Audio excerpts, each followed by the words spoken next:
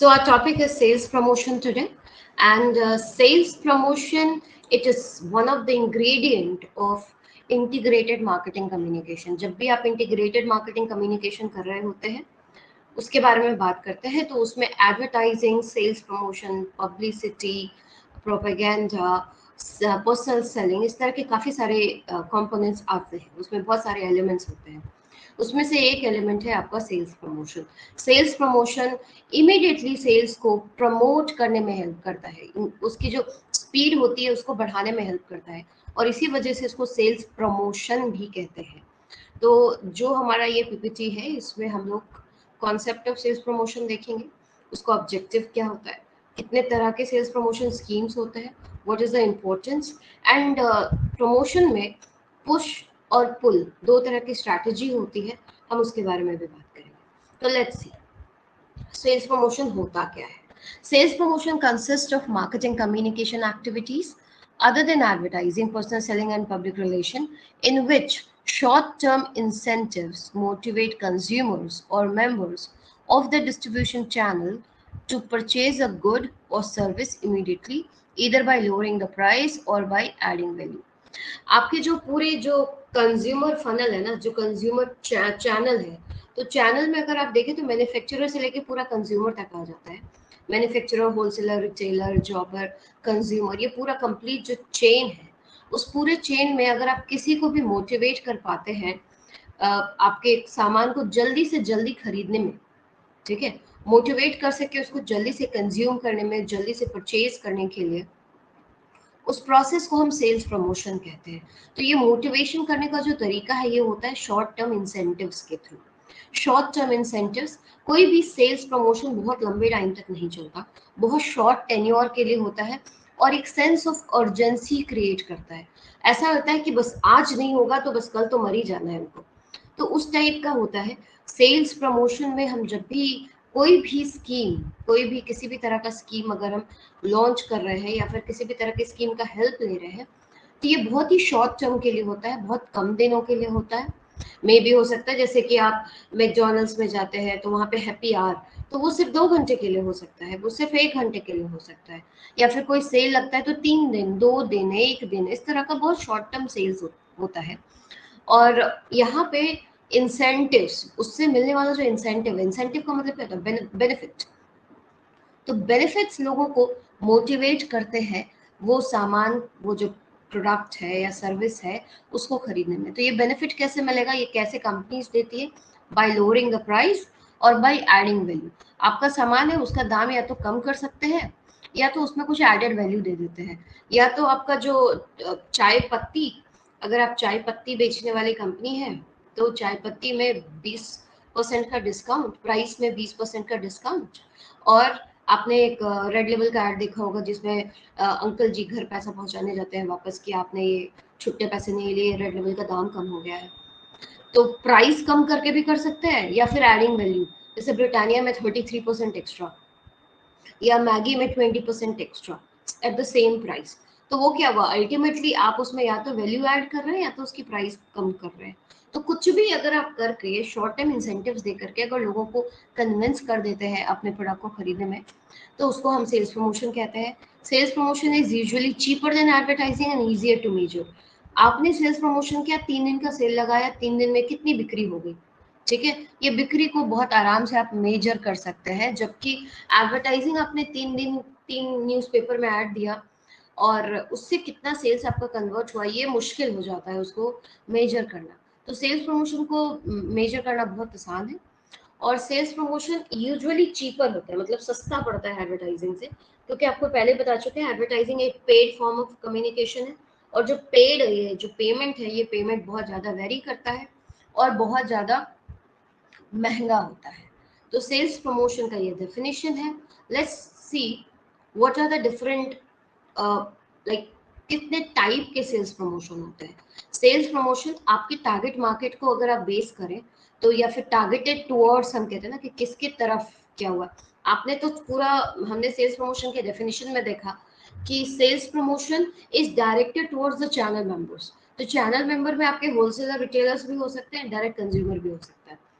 तो अगर आप होलसेलर रिटेलर को टारगेट करके अगर सेल्स प्रमोशन कर रहे हैं तो उसको हम ट्रेड सेल्स प्रमोशन कहते हैं, और अगर आप डायरेक्टली कंज्यूमर को कोई इंसेंटिव्स दे रहे हैं तो उसको हम कंज्यूमर सेल्स प्रमोशन कहते हैं।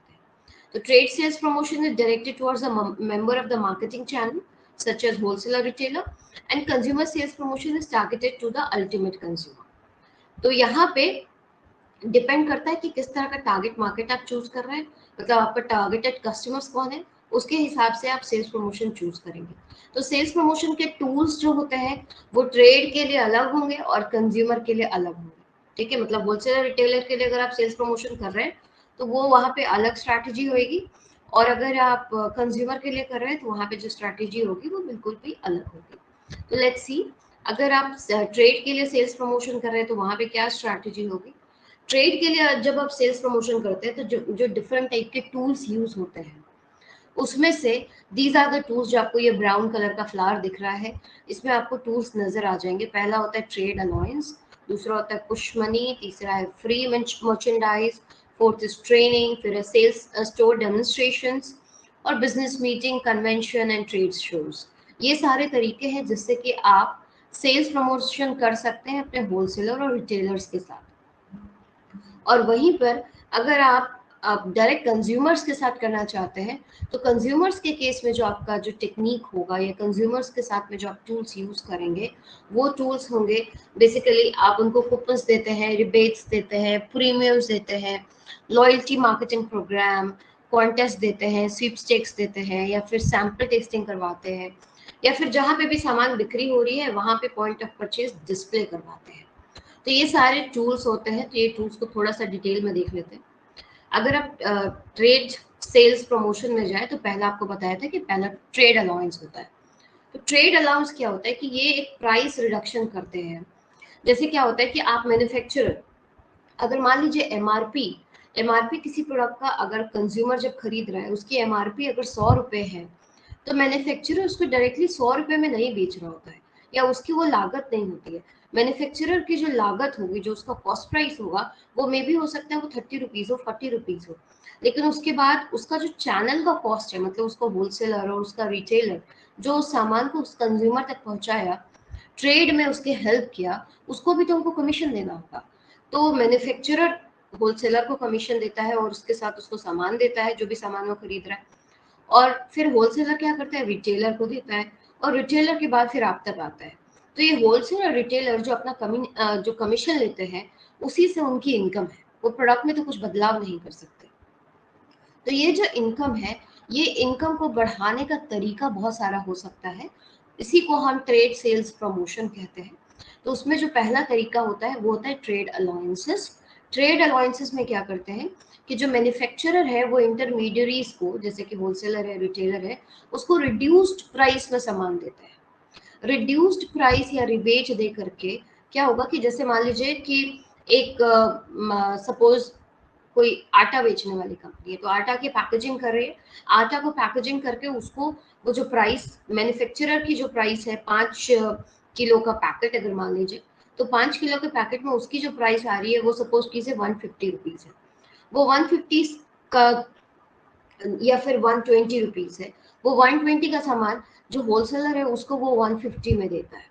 ठीक है, वहां पे उसको 150 रुपीज, क्योंकि जो मैन्युफैक्चरर है उसको भी तो प्रॉफिट चाहिए ना, तो वो उसको 150 में दिया, 30 रुपए मैन्युफैक्चरर का प्रॉफिट हो गया, और ये होलसेलर को ये सामान 150 रुपीज में मिल गया।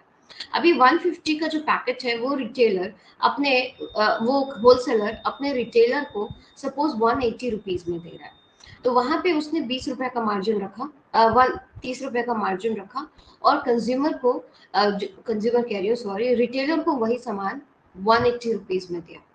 अभी रिटेलर के पास वो आटा का पैकेट है और 180 रुपए में उसने खरीदा है, वो क्या कर रहा है कि उसको मार्केट में 210 रुपए में बेच रहा है, उसने भी 30 रुपए का प्रॉफिट लिया, और जो कंज्यूमर है उसको 210 रुपए में खरीद रहा है। तो मैन्युफैक्चरर जो 120 रुपए में सामान बनाया था, कंज्यूमर उसको 210 रुपए में खरीद रहा है। तो इस बीच में सभी का अपना अपना प्राइस मार्जिन हो गया, सभी का अपना अपना प्राइसेस हो जाता है। तो यहाँ अगर मैन्युफैक्चरर चाहे तो वो क्या कर सकती है कि वो जो 120 में जो उनका सामान बना और उसको 150 में दे रही है, वो उसको चाहे तो होलसेलर को कह सकती हैं कि अगर आप थोड़ा ज्यादा बेचेंगे हमारा सामान, या ज्यादा अपने होलसेल अपने जहाँ पे आप स्टॉक रखते हैं, अगर उसमें ज्यादा स्टॉक अगर हमारा खरीदते हैं, तो यही चीज हम आपको 140 में दे देंगे। तो वहां होलसेलर को 10 रुपए का इमीडिएट फायदा होता है।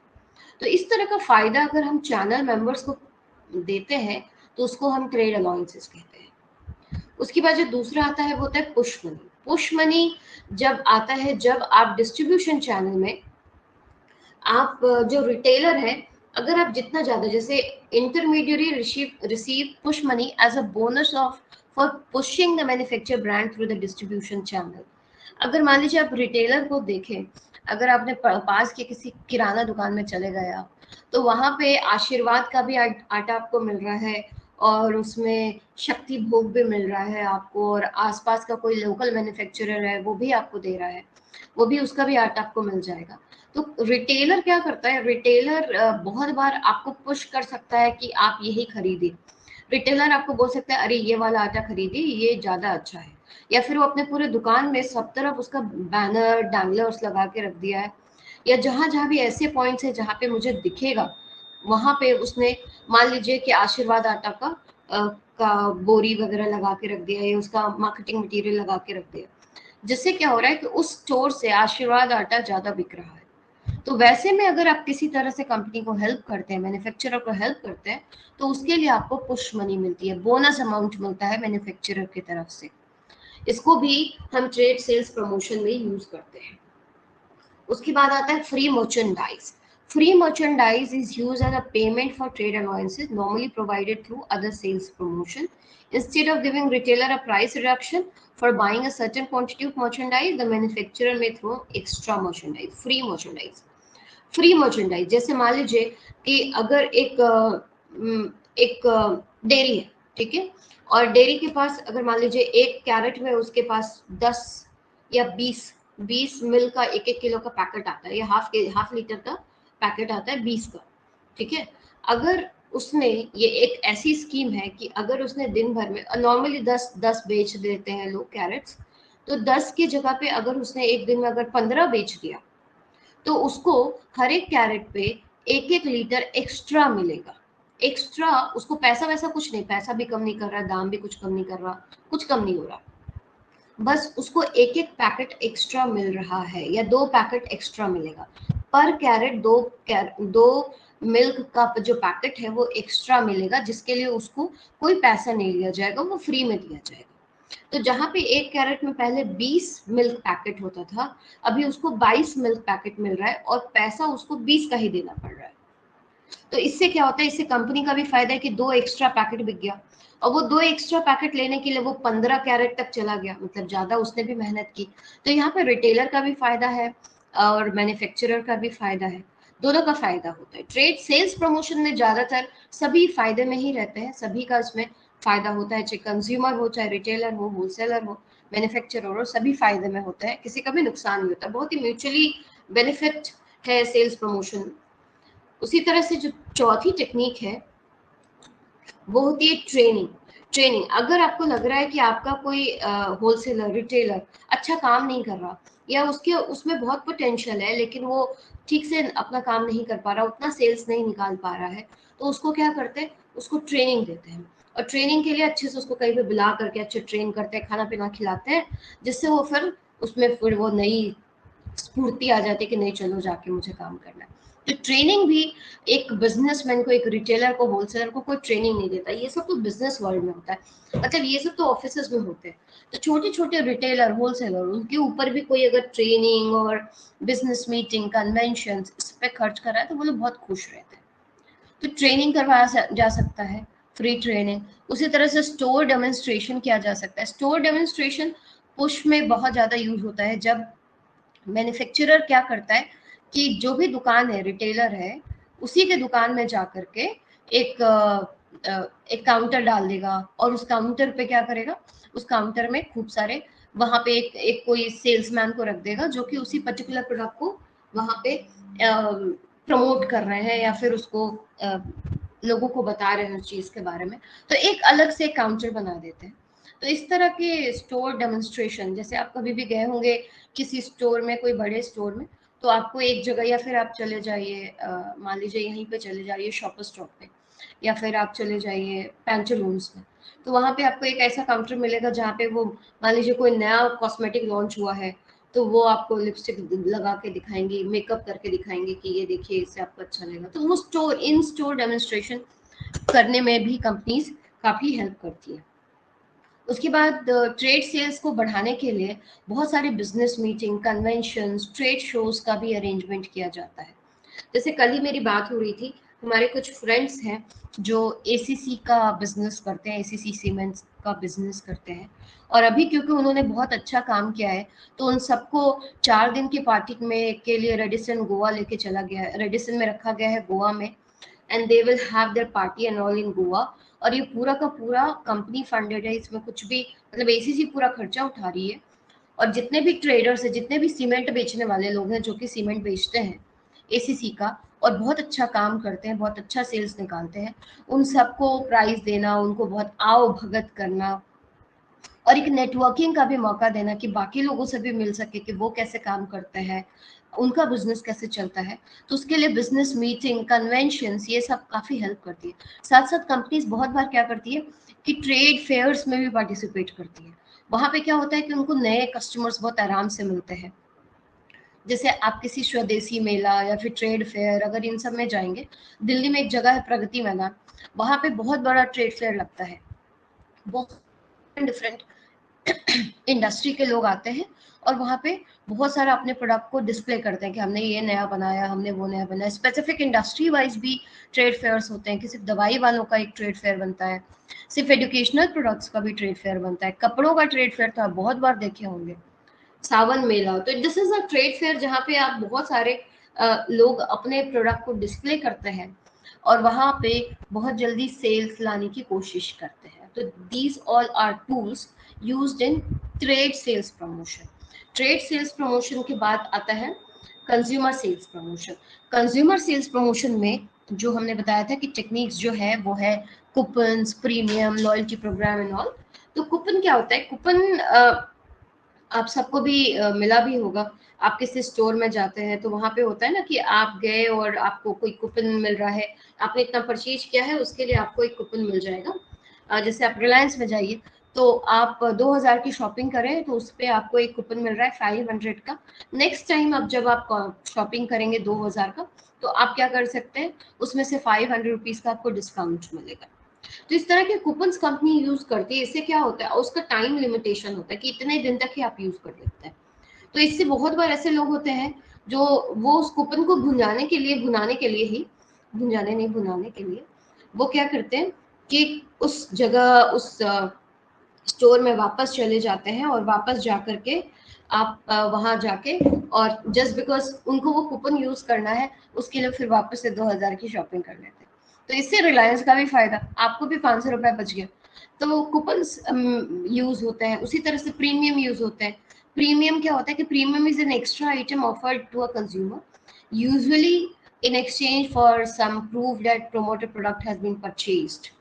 जैसे कि अगर कोई प्रोडक्ट है, वो कंपनी कुछ नया लेकर के आई है, ठीक है, कुछ नया आया है और आपने खरीदा, तो उसके साथ साथ आपको कुछ फ्री गिफ्ट मिल जाता है।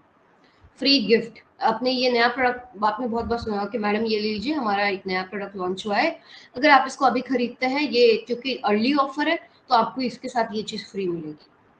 या ये आपको कंप्यूटर्स जब आप खरीदने जाएंगे, लैपटॉप्स खरीदने जाएंगे, वहां पे आपको ये सब बहुत लॉन्च मिलेगा। टीवीज के साथ बहुत मिलता है कि न्यू टीवी अगर आप खरीदे तो आपको एक जियो फाइबर फ्री में मिल रहा है, आप नेट से चला सकते हैं, इसलिए आपको नेट 6 महीने का नेट फ्री मिल रहा है।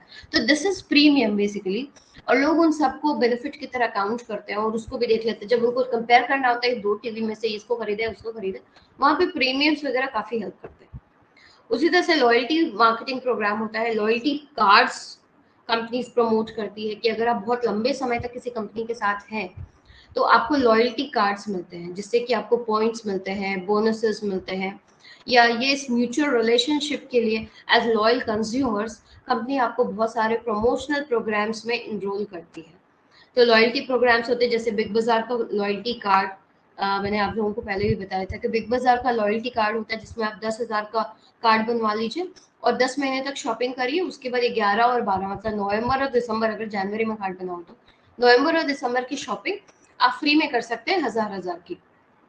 तो this is basically loyalty cards. या फिर तो इससे क्या हुआ कि आप कंपनी के कस्टमर 1 साल तक बन के रहे और अगर आपको अच्छा लगा तो आगे भी आप कंटिन्यू करेंगे। उसी तरह से प्रिविलेज कार्ड होल्डर्स होते हैं। जब आप बैंक्स में आपको प्रिविलेज कार्ड मिलता है, गोल्डन कार्ड, प्लैटिनम कार्ड, तो आप जिसके पास प्लैटिनम कार्ड है वो कहीं से भी पैसे विड्रॉ कर सकता है, उसको कोई भी चार्जेस नहीं लगेंगे। जबकि नॉर्मल एक कोई कार्ड होता है जिससे कि अगर आप 4 बार या 5 बार से ज्यादा विड्रॉ करते हो तो आपको 20 रुपया हर बार चार्ज देना पड़ता है। तो लॉयल कस्टमर्स अगर जो होते हैं उनके लिए बहुत सारा बेनिफिट कस्टमर को देना पड़ता है कंपनीज को, ताकि वो उनके साथ जुड़े रहे। लॉयल्टी प्रोग्राम्स हो गया। उसके बाद आता है कॉन्टेस्ट। आप रेडियो सिटी अगर आप सुनते हो या फिर किसी भी तरह का रेडियो चैनल सुनते होंगे तो उसमें आप देखते होंगे बहुत सारा कॉन्टेस्ट प्रमोट करते हैं वो लोग कि ये आवाज सुनिए और इस कॉन्टेस्ट में प्रमोट करिए, अपना जवाब हमें इस नंबर पर लिख कर भेजिए।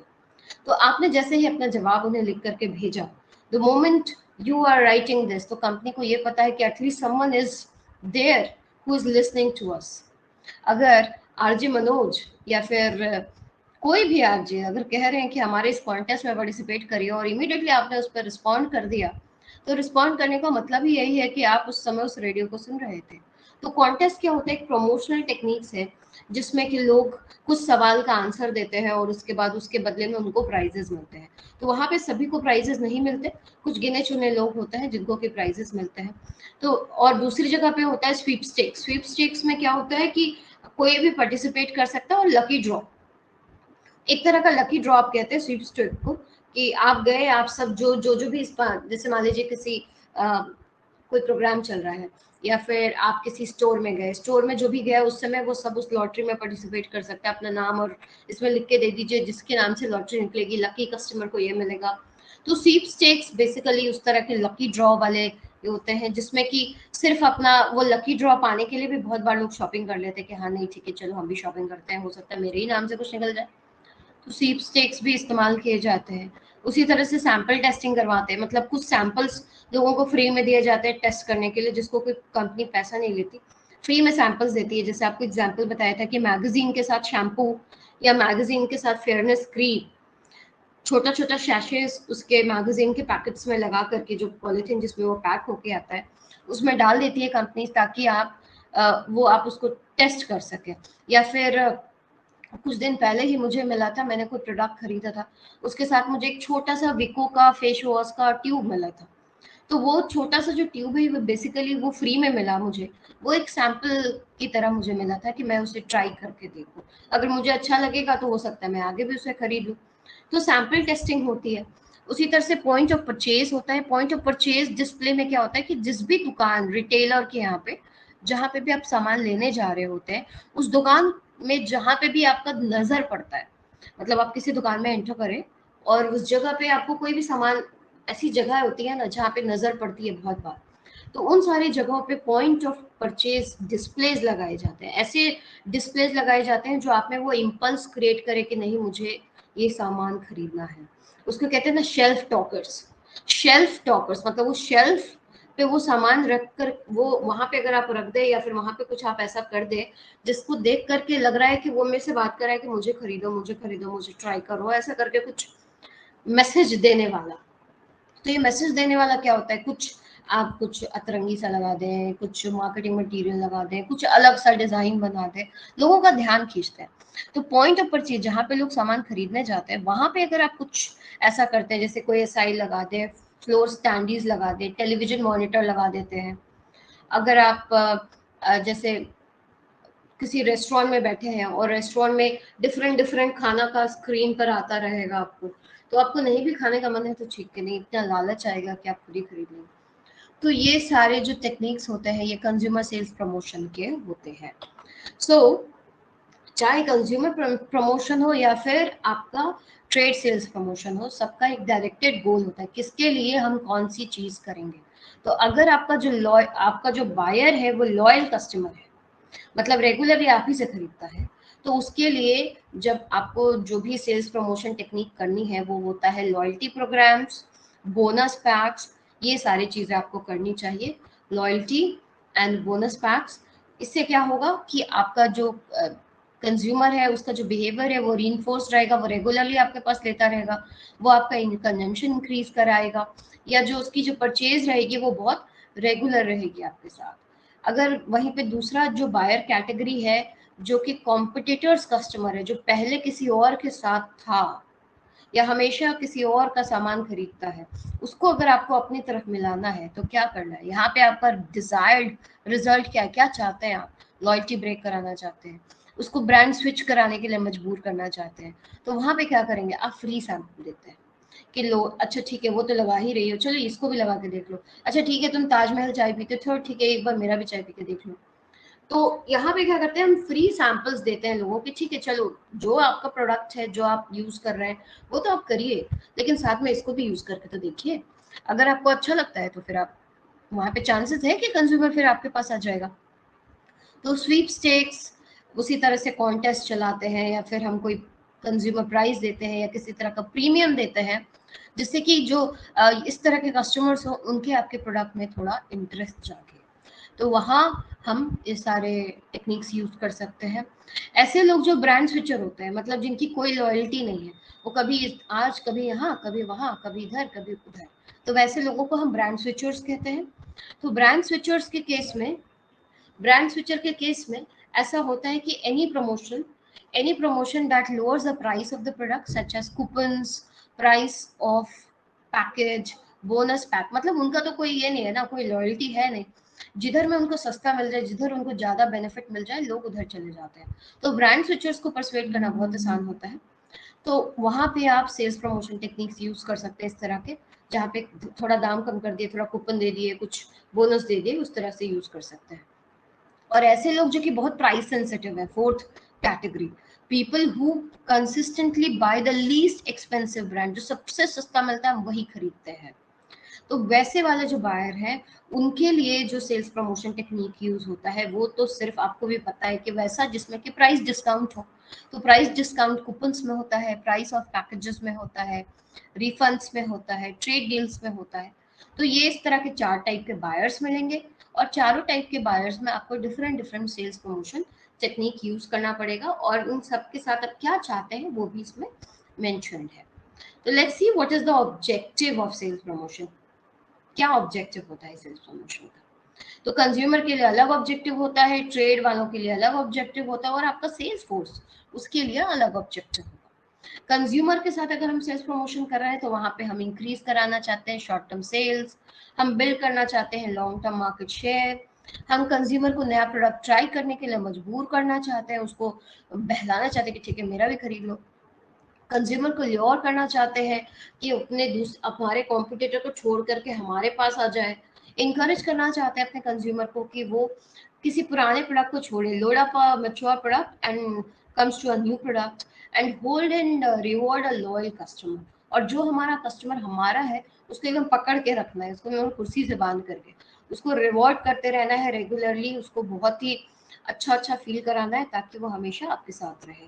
तो ये कंज्यूमर के लिए होता है। वहीं पे अगर आप अपने होलसेलर रिटेलर के साथ अगर कोई प्रमोशन टेक्निक कर रहे हैं तो वहां पे क्या ऑब्जेक्टिव है, वहां पे ऑब्जेक्टिव है अपने रिटेलर को, अपने होलसेलर को हमेशा मोटिवेट करके रखना ताकि वो आपका हर एक नया आइटम अपनी दुकान में लगा करके सजा सके, और हमेशा इन्वेंट्री में आपका सामान तो उसके पास होना ही चाहिए, उसको यूज कर सके कि अपने ही जगह पर, अपनी जो जगह है वो जगह जहाँ पे वो सामान बेच रहा है वहां पे ज्यादा से ज्यादा आपके प्रोडक्ट का वो डिस्प्ले करे।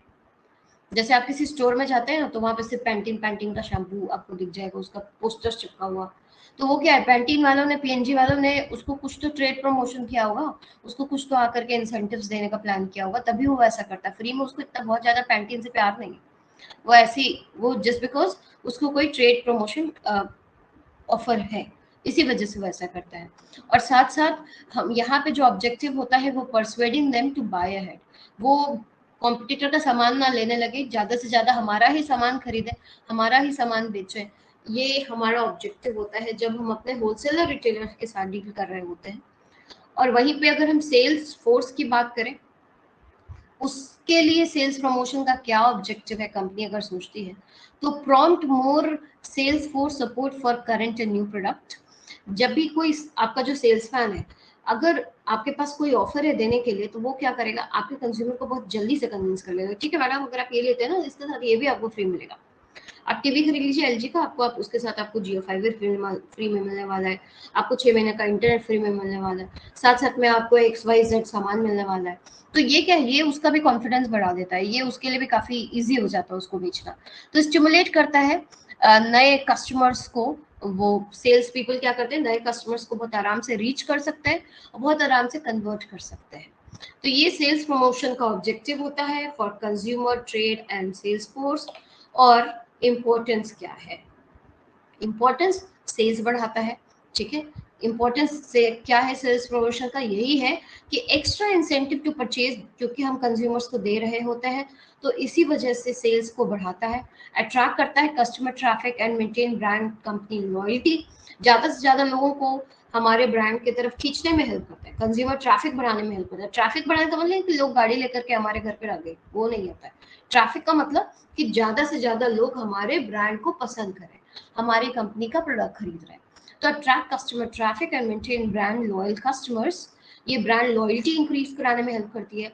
रिमाइंडर की तरह भी काम करती है कि अगर जैसे मानते हैं साल के शुरू में हम बहुत लोगों को देखते हैं कि कैलेंडर दे रहा है, टी शर्ट दे रहा है, मैथ बुक्स दे रहा है, तो सब वो कैलेंडर ऐसे ही नहीं देता, कैलेंडर में अपनी कंपनी का नाम ही लिख देता। वो इस वजह से करता है ताकि आप बार बार देख सके कि अच्छा ये कंपनी वाले ने मुझे ये प्रोडक्ट दिया था, तो मुझे ये सामान उस कंपनी की याद बार बार आती रहती है। तो that becomes a reminder function for me. उसी तरह से इम्पल्स परचेज क्रिएट करता है, डिस्प्ले पीओपी डिस्प्लेस जो होते हैं, इतने खूबसूरत डिस्प्लेस लगे होते हैं कि आदमी इम्पल्स में आ जाता है खरीदने के लिए। तो सेल्स प्रमोशन इम्पल्स क्रिएट करता है। और ये कंसिस्टेंट प्रमोशनल एक्टिविटी से क्या होता है कि कंपनी की ओवरऑल इमेज भी बेहतर होती है, उसकी रीच बहुत अच्छी होती है, उसके शॉर्ट टर्म सेल्स और लॉन्ग टर्म सेल्स दोनों का जो बैलेंस होता है वो बनता है। और जो कॉन्टेस्ट वगैरह हम करते हैं उससे आपके कंज्यूमर का क्या होता है कि इंटरेस्ट, उनका जो एक्साइटमेंट होता है वो बढ़ा हुआ रहता है आपके प्रोडक्ट को लेकर के। वो रेगुलरली आपके प्रोडक्ट को देखते हैं, अच्छा इसमें क्या कॉन्टेस्ट मिलने वाला है। जैसे छोटे बच्चों को अगर आप देखेंगे तो किंडर जॉय खाते हैं बहुत ज्यादा, तो किंडर जॉय के साथ एक टॉय भी मिलता है, वो टॉय जो होता है उनके लिए वो प्रीमियम है, उनके लिए वो काफी खुशी उनको देता है, वो फिर उसके साथ मिलकर के खेलते हैं। या जेम का अगर आप बॉल बॉक्स देखेंगे जिसमें जेम का टॉफीज रहता है, उसके बाद जो बॉल बचता है वो बच्चे उसको भी लेकर के काफी खुश रहते हैं। तो ये उसी तरह से बड़े लोगों में भी होता है, किसी भी तरह का कॉन्टेस्ट, किसी भी तरह का फ्री बीज एक्साइटमेंट क्रिएट करता है कंज्यूमर्स के बीच में। तो हमने बात करी कि कंज्यूमर्स, अगर आप फर्स्ट स्टेटमेंट देखेंगे तो कंज्यूमर को हम सेल्स बढ़ाते हैं, और ये सेल्स बढ़ाने का तरीका है पुश या पुल स्ट्रैटेजी के थ्रू। तो पुश एंड पुल स्ट्रैटेजी में क्या होता है, पुश स्ट्रैटेजी और क्या होता है पुल स्ट्रैटेजी, बहुत बार पूछा जा सकता है आपसे अलग से। Push and pull strategy different versions, मतलब डिफरेंट सिचुएशन के लिए डिफरेंट मीनिंग होल्ड करता है। अगर हम सेल्स प्रमोशन की बात करें तो पुश स्ट्रैटेजी में जो मिडलमैन है, जो मतलब होलसेलर है या रिटेलर है, हम उसको ऐसा प्रलोभन देते हैं, ऐसा ख्वाब दिखाते हैं, ऐसा ड्रीम देते हैं, ऐसा स्कीम देते हैं कि वो ऑटोमेटिकली हमारे प्रोडक्ट को पुश करने लगता है। मतलब जो भी आ रहा है उसके दुकान पे सबको बोल रहा है यही वाला खरीदो, ये ज्यादा अच्छा है।